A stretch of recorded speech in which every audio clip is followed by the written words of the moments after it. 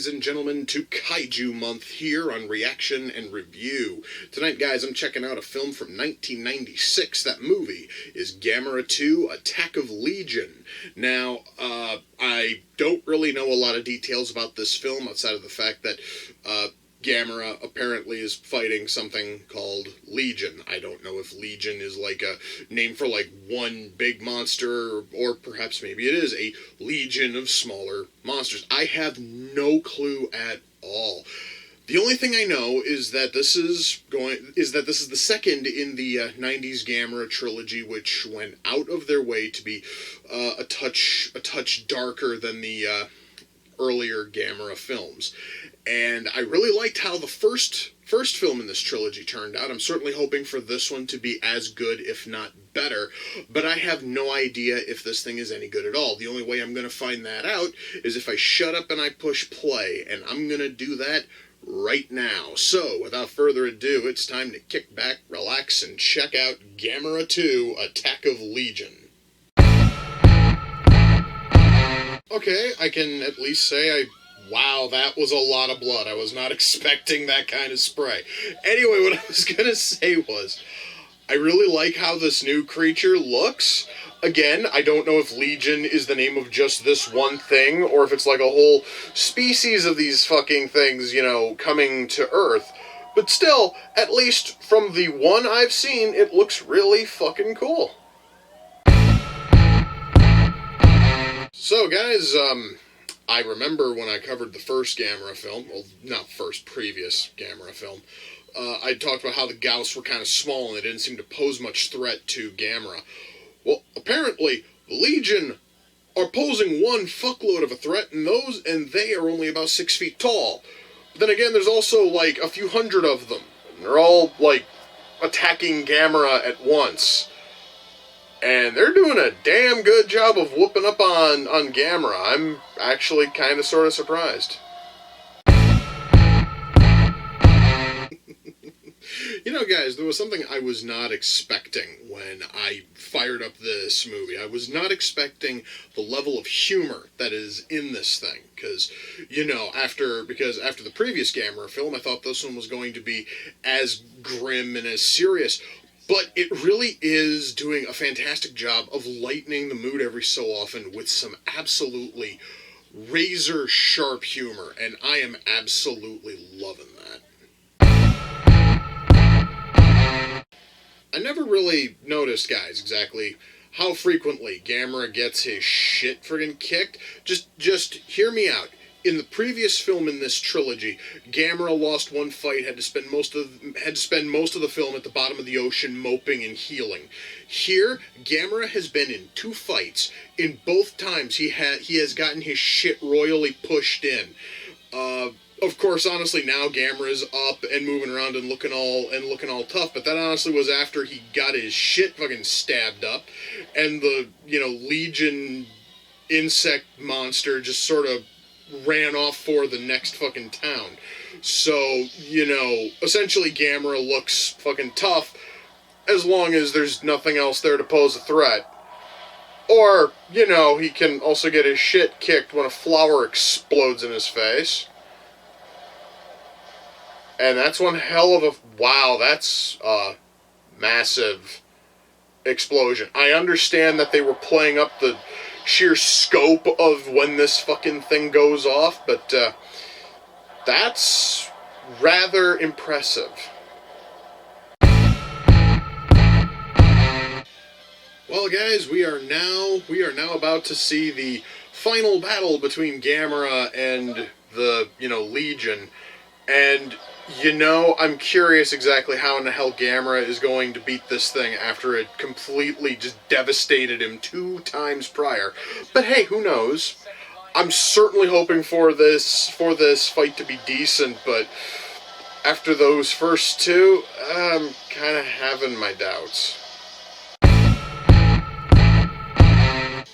Well, guys, that was Gamera 2, Attack of Legion, and this closing song is in no way appropriate for the film I just watched. This is a bit too bubbly and peppy, and it really sucks. God, shut up. Anyway, let's talk about this movie. I was voicing some concerns about the final fight after Gamera got his shit beaten in violently the first 2 times he squared off against the Legion. And this is going to be a spoiler for about the next 30, maybe 45 seconds. So if you don't want spoilers, mute it, and I'll just sort of go like this to let you know that the spoilers have passed, alright? Okay, so apparently Gamera has some kind of attack. I did not know this was part of Gamera's, like, list of fucking attacks. And the only way to sum it up is, it's like a cross between the Spirit Bomb and the Care Bear Stare, and it is ridiculously effective. Welcome back, those of you who did not want spoilers. So, just sort of thought I'd share that. I can't believe I just waved at the camera like that, too. I feel incredibly foolish. Anyway, let's actually talk about the movie itself. Let's start with the writing. Similar to the previous Gamera film, this sucker is far darker in tone than any Gamera film before it. In fact, this one is also leagues darker than what was in Gamera, Guardian of the Universe. This guy's is everything from storyline to just the sheer copious amounts of blood that just spray everywhere. I talked about, or rather, I commented on because I was kind of surprised at just the sheer spray of blood when the Legion got to a subway engineer. But that is nothing compared to a bit where Gamera attempting to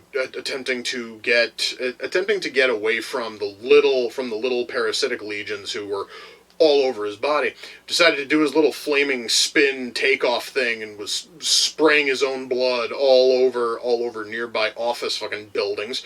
That was not something I was expecting to see. So yes, just simply in terms of bloodshed, this film is far darker than even the previous Gamera film, and it's a shitload darker than any Gamera film from the 70s and what scant few were made in the 80s. This movie is incredibly well fucking written.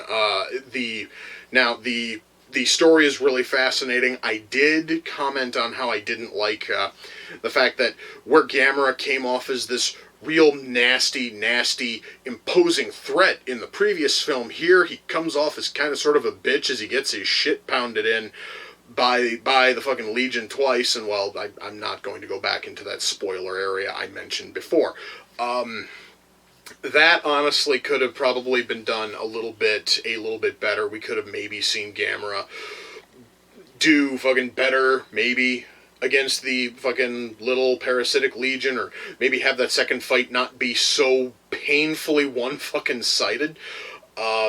And honestly, though, the whole thing about how Gamera gets beaten horribly and then has to basically stay in one spot and heal, that was lifted directly from the previous film, and it honestly kind of felt like a lazy fucking rehash. However, though, beyond that one element, everything else here feels very, very strong in terms of how things are written, and that is always a treat. And I mentioned the humor.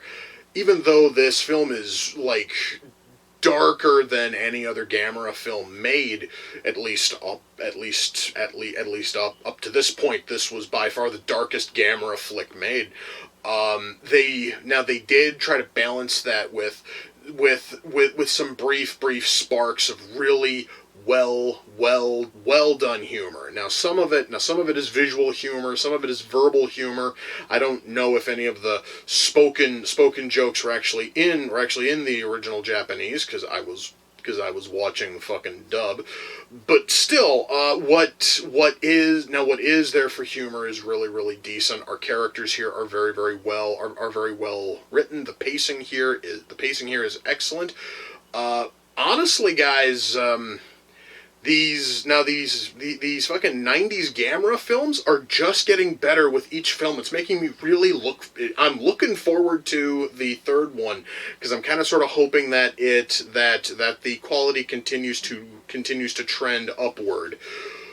Which, if Rebirth of Mothra 3 is anywhere near as bad as Rebirth of Mothra 2, I'm going to need a good fucking Gamera film to close out this, trilogy to kind of balance that. Anyway, so that was writing. The writing here is very, very strong, minus a couple of little, flubs that, not flubs, just issues that I personally found, and some people are probably not going to care about the fact that Gamera is a bitch up fucking until the last 15 minutes of the goddamn movie. Anyway, acting. Well, once more, I watched the dub of this. The dub is for the most part decent. There's maybe one, possibly two actors, or actually it might have been the same actor voicing one, maybe two characters, who just sound terrible. And it normally is because it's a soldier trying to shout fucking things at other soldiers or commanding officers, and it doesn't sound right. It sounds fake. It actually kind of sounds like the guy was at the mic and was trying to shout, but not fucking really shout. So rather honestly than literally raise his voice and shout, he basically just sounds like he's doing this. It's a very fake shout, and it sounds terrible. That's what this guy was doing. And it was multiple characters doing it, and I would not be at all surprised if they were all voiced by the same actor, and if so, that actor should not be allowed near a fucking booth. Holy shit, that was bad. I honestly couldn't tell you about the acting itself in the movie. There honestly wasn't anything visually bad about the acting, so I honestly can't really gripe too much there. Special effects. This film utilizes a lot of CG, specifically in shots of Gamera taking off, because Gamera does a whole lot of flight, and there's a whole lot of CG going on, especially when Gamera's in that spinning mode of his. When Gamera first surfaces is CG. When he's done healing after getting blown up in what in the hell is the town, Sendai? The hard rocky shell that had built up over him. When that thing shatters, it's all fucking CG. They're really and the biggest use of CG in this film is the parasitic legion, who are almost always CG if there's more than one of them in fucking shot. And I'm gonna tell you guys, the CG here, at least by 1996 standards, is amazing. Now, this film was put out by Toho, the same company that did the fucking Rebirth of Mothra films.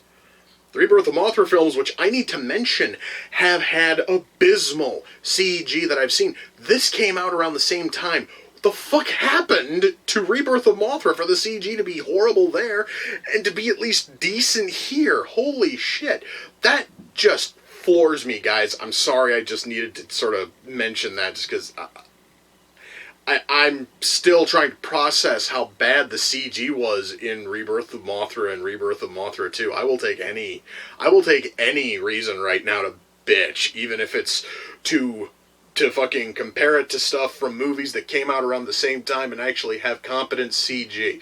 Anyway, beyond the CG, I do happen to remember one of my big complaints about Gamera Guardian of the Universe was the fact that they didn't really do miniatures right, and their cities, their little fucking miniature cities looked kind of sort of wonky and ultra fake. They fixed that. Oh, fuck me dead. Yes, they fixed that, and they fixed it amazingly. Every single problem I cited involving fucking miniatures in the first film were rectified and fixed here. Detail on everything looks far, far better. Just everything. It's just leaps and bounds better, man. Words fail me to properly sum it up. But yes, they fucking fixed that. Our suit work here is amazing.